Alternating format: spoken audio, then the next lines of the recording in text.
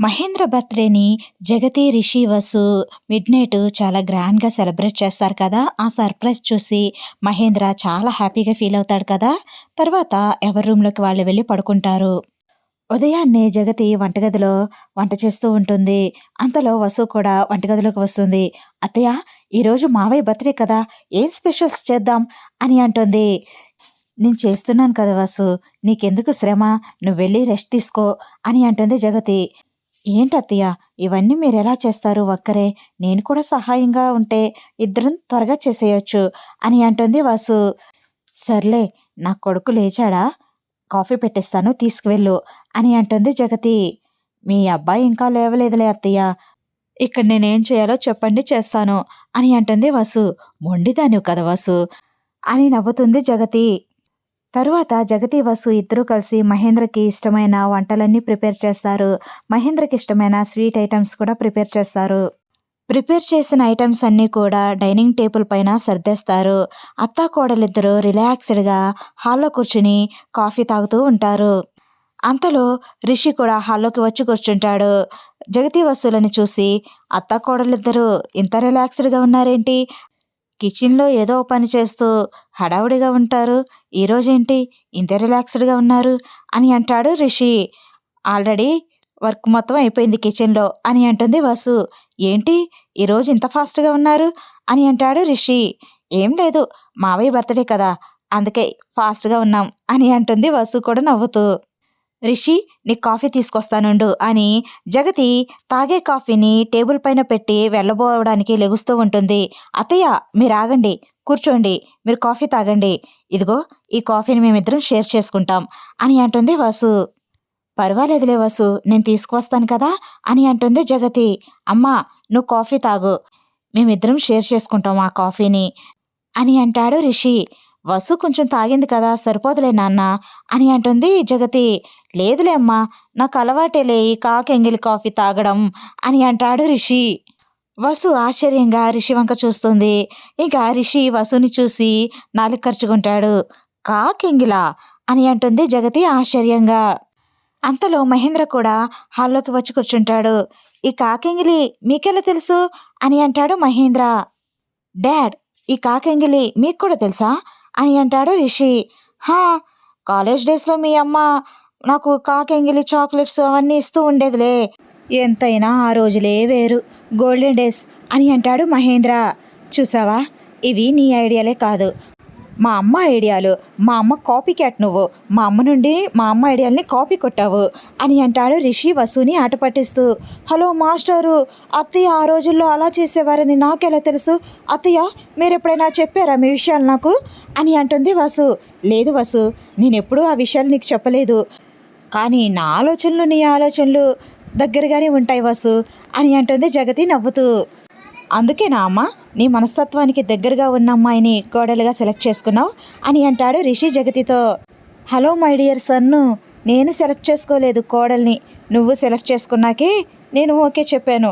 అది మర్చిపోకు" అని అంటుంది జగతి నవ్వుతూ. "అంటే ఈ విషయంలో అత్తా కోడళ్ళు ఒకటైపోయారన్నమాట" అని అంటాడు రిషి నవ్వుతూ.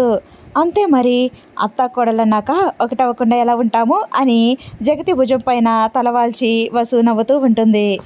మహేంద్ర నవ్వుతూ, "మా కోడలి పిల్ల ఒకసారి అత్తయ్య పార్టీ అంటది, ఒకసారి మావయ్య పార్టీ అంటది. ఎప్పుడు ఎలాంటి ట్విస్ట్ ఇస్తుందో, ఎప్పుడు ఎవరి తరపున ఉంటుందో ఊహించలేము" అని అంటాడు మహేంద్ర. "డాడ్, మీ కోడలి గొప్పతనం అదే మరి" అని నవ్వుతూ ఉంటాడు రిషి. "ఇంతకీ మావయ్య, మీరు నన్ను పొగిడారా, తిట్టారా? నాకు అర్థం కాలేదు" అని అంటుంది వసు అమాయకంగా. "అయ్యో, నేను నిన్నెందుకు తిడతానమ్మా, పొగిడానమ్మా" అని అంటాడు మహేంద్ర. అందరూ ఇంకా నవ్వుకుంటూ ఉంటారు. తరువాత, "డాడ్, ఈరోజు మీ బర్త్‌డే బాయ్ ఇంకా రెడీ అవ్వకపోతే ఎలా" అని అంటాడు రిషి మహేంద్రతో. "మహేంద్ర, నీ వార్డ్రోబ్‌లో లెఫ్ట్ సైడ్ ఒక కవర్ ఉంటుంది. ఆ కవర్‌లో ఒక డ్రెస్ ఉంటుంది, సూట్ కూడా ఉంటుంది. వెళ్ళి రెడీ అయ్యిరా మహేంద్ర" అని అంటుంది జగతి. మహేంద్ర ఆశ్చర్యంగా, "నా కోసం ఎప్పుడు షాపింగ్ చేసావు జగతి" అని అంటాడు. "డాడ్, వెళ్ళి డ్రెస్ మార్చుకొచ్చుకోండి, తర్వాత మాట్లాడుకుందాం" అని అంటాడు రిషి. సరే అని మహేంద్ర లోపలికి వెళ్ళి జగతి చెప్పినట్టు కవర్లో నుంచి డ్రెస్ తీసుకుని వేసుకుని సూట్ కూడా వేసుకుని బయటకు వస్తాడు. వావ్ మావయ్య సూపర్ అదిరిపోయింది డ్రెస్ అని అంటుంది వసు. రిషి మహేంద్ర దగ్గరికి వచ్చి సూట్ని సరిచేస్తూ డాడ్ చాలా బాగుంది, మీకు పర్ఫెక్ట్గా సెట్ అయ్యింది అమ్మా, నీ selection super dad, once again many many happy returns of the day dad అని రిషి మహేంద్రని హక్ చేసుకుని విష్ చేస్తాడు. Thank you so much Rishi అని అంటాడు మహేంద్ర. నాకు కాదు డాడ్, అమ్మకు చెప్పండి, ఈ ఇయర్ మీ బర్త్డేని చాలా స్పెషల్గా సెలబ్రేట్ చేయాలి అని అమ్మ అనుకున్నారు అని అంటాడు రిషి. మహేంద్ర జగతి వంక చూస్తాడు.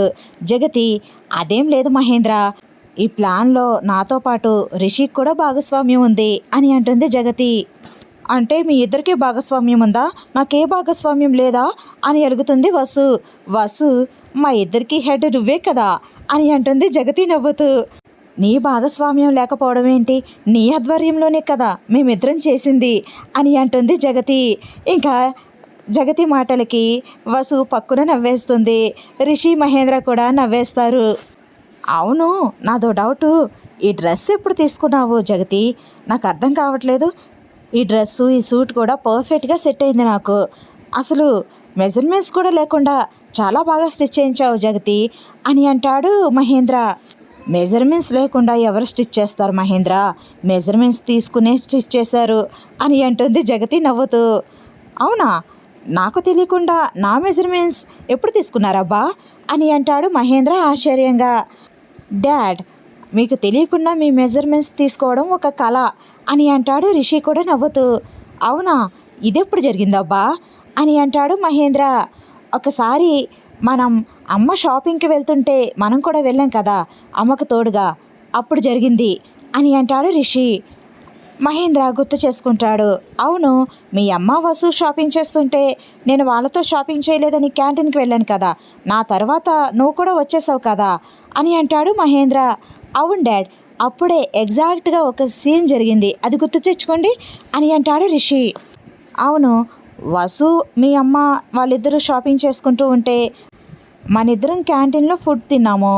తర్వాత నేను హ్యాండ్ వాష్ చేసుకోవడానికి వెళ్తూ ఉంటే ఒక అతను స్కేటింగ్ చేసుకుంటూ వచ్చి జారిపోతూ నా పైన పడబోయాడు. అలా నన్ను పట్టుకుని పడబోతూ నా చుట్టూ రౌండ్లు కొట్టాడు అని అంటాడు మహేంద్ర. అతని మెడలో ఒక టేప్ లాంటిది కూడా ఉంది, మీరు గమనించారా అని అంటాడు రిషి. అవును రిషి, అవును గమనించాను, నువ్వు కూడా గమనించావా అని అంటాడు మహేంద్ర. అవును డాడ్, నిజానికి అతను స్కేటింగ్ చేసుకుంటూ వచ్చి మీ మీద పడబోలేదు, మీకు తెలియకుండా మీ దగ్గర నుండి మెజర్మెంట్స్ తీసుకున్నాడు. అతను టైలర్ డాడ్ అని అంటాడు రిషి. ఓ మై గాడ్, అతను టైలరా, మంచి స్కేటింగ్ వచ్చిన టైలర్ అయితే అని అంటాడు మహేంద్ర ఆశ్చర్యపోతూ. అవును డాడ్, మీకు తెలియకుండా మెజర్మెంట్స్ తీసుకోవాలంటే ఏదో ఒక మార్గం ఆలోచించాలి కదా, అందుకే అలా చేశారు అని అంటాడు రిషి. అంటే అతను నా దగ్గరకు వచ్చినప్పుడు నీకు ఈ విషయం తెలుసా అని అంటాడు మహేంద్ర. మన ఇద్దరం ఫుడ్ తింటున్నప్పుడు అమ్మ నాకు మెసేజ్ చేసింది. రిషి డాడీకి తెలియకుండా డాడీ మెజర్మెంట్స్ తీసుకోవడానికి ఒక టైలర్ వస్తున్నారు, మీ డాడీకి తెలియకుండా అనుమానం రాకుండా ఉండడానికి అతను స్కేట్ చేసుకుంటూ వస్తారు.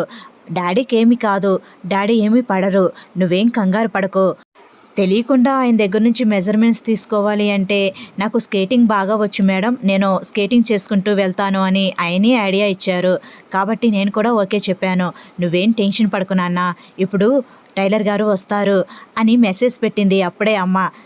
ఓకే అమ్మ నేను చూసుకుంటాను అని రిప్లై కూడా ఇచ్చాను. అది డాడ్ జరిగింది అని అంటాడు రిషి.